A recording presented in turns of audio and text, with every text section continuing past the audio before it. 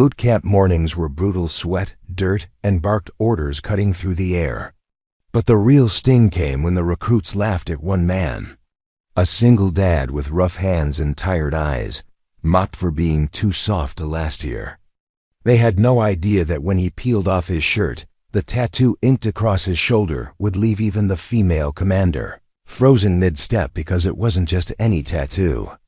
It carried a story of sacrifice, loyalty, and a kindness that couldn't be mocked. Before we dive in, drop a comment with where you're watching from. And don't forget to hit subscribe for more videos like this. Let's begin. The sun beat down hard on Fort Branson's training ground, where recruits grunted through push-ups in the dirt.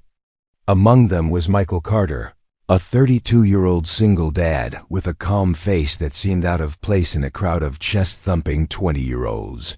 His uniform clung to his back, soaked in sweat, yet his posture stayed steady. "Hey, old man," one recruit sneered. "Didn't know daycare dads signed up for this." The others laughed, their voices echoing off the barracks. Michael didn't react, he just kept doing his push-ups. Inside, his chest burned, not from the exercise but from the memory of his little girl, Sophie, smiling at him that morning before school. She was the reason he was here, pushing past exhaustion, swallowing the mockery. He wanted to give her more than survival. "Carter, you're too slow." The drill sergeant barked. "Pick it up or you'll be peeling potatoes tonight." Michael pushed harder, veins bulging, his jaw clenched. He refused to give them the satisfaction of seeing him break. But when the recruits lined up for sprints, one of them, a tall guy named Ryan, tripped and fell hard, twisting his ankle.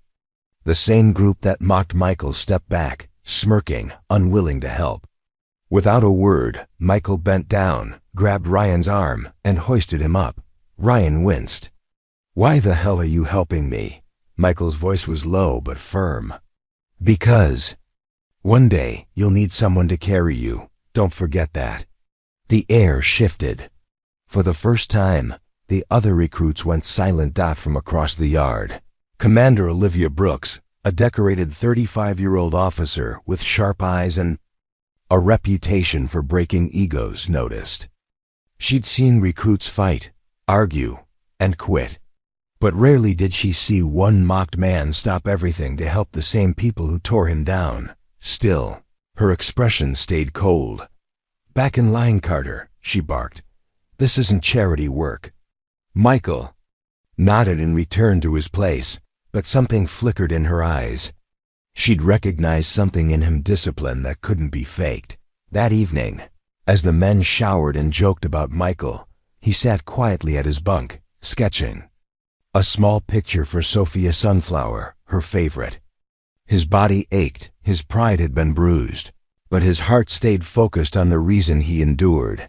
What he didn't know was that his tattoo, hidden beneath his shirt, would soon silence every insult and force Commander Brooks to confront a past she thought she'd buried. The next morning, the recruits lined up before dawn, breath hanging in the cold air. Boots pounded against gravel as the sergeants barked orders. Sweat and adrenaline mixed into the fog of exhaustion. For most, it was survival. For Michael Carter, it was survival with purpose. Every stride, every push-up, every mile was for Sophie. Today's endurance drill is where we separate the men from the boys. Commander Olivia Brooks' voice thundered across the field. She wore her cap low, her eyes sharp and calculating. The recruits stiffened. No one wanted to be on her radar. The order was clear: a 4-mile run through mud, obstacles, and icy water pits. The kind of drill designed to break the weak. From the start, the mockery returned. Ryan, his ankle taped from yesterday, limped beside Michael. "You don't have to stick with me," Ryan muttered, guilt laced in his tone. "I know they'll laugh at you again if you do." Michael glanced at him. "Let them laugh. Just keep moving." By the first mile, the laughter came. "Look at Dad babysitting his new buddy," one of the recruits called out. "Maybe he'll sing you a lullaby at the finish line." Michael ignored it, his jaw tight. But when Ryan stumbled into the mud and nearly fell face first into the pit, Michael caught him by the arm again. With one arm supporting Ryan, Michael used the other to claw his way through the freezing sludge. "Move it, Carter." "Sergeant." Daniel screamed. "You'll never make it dragging dead weight." Michael pushed forward, teeth chattering, his body screaming for rest. He thought of Sophie's little voice on the phone the night before. "Daddy, promise you'll come home. Strong, promise me you won't give up."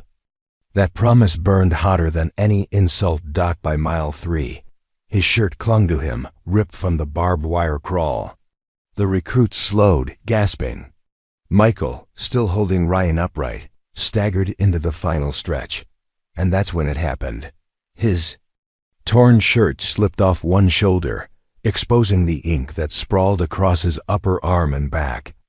A black-inked eagle carrying a wounded soldier in its talons, with a date etched underneath. The tattoo wasn't fresh, it was faded, marked by scars that told their own story. Commander Brooks' steps faltered. Her whistle dropped from her lips. Her voice, usually cold as steel, cracked for the first time. "That tattoo," she muttered under her breath. She knew it. She'd seen it before. Her memory shot back 6 years to a battlefield overseas. She'd been pinned down, blood seeping from her shoulder, surrounded by chaos.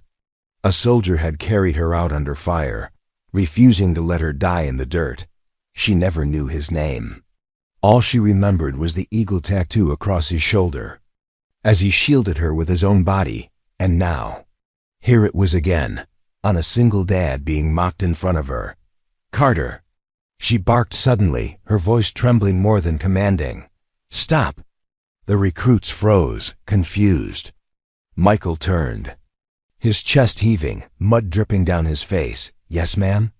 Her eyes locked on his shoulder. "Where did you get that tattoo?" Michael stiffened. "I don't talk about it." The recruits exchanged bewildered glances. "What's so special about a stupid tattoo?" One of them muttered, but Olivia's tone sharpened. "Answer me, Carter." His gaze hardened. He wanted to stay silent, but the weight in her voice pulled something out of him. "It's a memorial," he said finally, "for the men who didn't come back." Her throat tightened. She knew what that meant. She'd been one of the ones who did come back because of him. The recruits started whispering, the laughter gone. Respect replaced mockery, though none of them yet knew the full truth. The drill ended with silence instead of jeers. Back at the barracks, the men kept their distance from Michael, their earlier insults curdling into unease. Even Ryan, now sitting on his bunk with his ankle wrapped, looked at him differently. But Commander Brooks wasn't done. That evening, as Michael sketched another sunflower for Sophie, Olivia entered the barracks. The room snapped to attention, but she waved them off. Her eyes went straight to him. "Carter, outside, now." The recruits exchanged wide-eyed looks as Michael followed her into the crisp night air. The stars above felt heavy with secrets. "You were there, weren't you?" she demanded quietly. "Kandahar, 6 years ago." Michael's chest tightened. He hadn't spoken about that day in years. "I don't talk about it," he repeated. Olivia's voice cracked. "You carried me out. I never saw your face, but I saw that tattoo. I owe you my life." Michael's jaw clenched. "Ma'am, with all due respect, you don't owe me anything. I lost brothers that day. That's all I remember." For the first time, the ironclad commander's eyes softened. She looked at him not as a recruit, but as a man who had once been her shield. "You're not here because you're weak," she whispered. "You're here because you've carried more than any of them ever will. Don't ever let them mock you." Again, Michael stood silent, emotion storming behind his calm expression. All he thought of was Sophie and how she deserved to know her father wasn't just a man mocked in the mud, but someone who had once carried others through fire. As they stood in silence, Olivia added one final line. "Tomorrow, I'm going to make sure they see who you really are." And for the first time since joining boot camp, Michael felt the tide begin to turn. The bugle call jolted the recruits awake before sunrise. By the time the sun bled orange across the horizon, the entire camp was assembled on the parade ground. Boots scraped, voices murmured, and tension thickened the morning air. Michael Carter stood in line, like always, quiet, steady, his face unreadable. The others shifted nervously around him. Yesterday's discovery of his tattoo had silenced their mockery, but now curiosity buzzed. They didn't dare laugh anymore, not when Commander Olivia Brooks' eyes had lingered on him with something no one had ever seen respect. "Eyes front," Sergeant Daniels barked. "Commander Brooks has an announcement." Olivia stepped forward, her uniform crisp, her presence commanding. But her gaze found Michael first, then swept across the rows of recruits. "Boot camp is about breaking down egos," she began, her voice cutting sharp through the air. "It's about seeing who has the guts to rise when the world grinds them down. Some of you think strength is how loud you can shout or how fast you can run. You've mocked one of your own for not fitting your shallow definition of a soldier." The recruits stiffened. Whispers cut off instantly. Her finger pointed, steady and unflinching. "Carter, step forward." Michael hesitated, then obeyed. Boots crunching against gravel. He stood before her, mud-stained uniform hanging loose on his frame, tattoo hidden once more beneath his shirt. Olivia's voice dropped lower, but every word struck like a hammer. "This man isn't just a recruit. Years ago, in Kandahar, I lay bleeding in the dirt with the enemy closing in. I thought it was my last moment on Earth, and then he carried me out. He shielded me with his body, refusing to let me die. His brothers didn't all make it home, but I did because of him." Gasps rippled through the line. The cocky laughter that had once filled the air turned to stunned silence. Michael's eyes stayed fixed on the ground, his jaw tight. He hadn't asked for recognition. Olivia took a step closer. "You mocked a man who has already given more than any of you understand. He's not weak, he's the strongest among you. And he's still here, not for glory, but for his daughter. That is what real strength looks like." Ryan, the recruit Michael had carried through the mud, looked down, shame burning across his face. The others swallowed hard, their arrogance shattering. Olivia's eyes softened just a fraction as she addressed Michael directly. "You saved me once. Let me say this in front of everyone.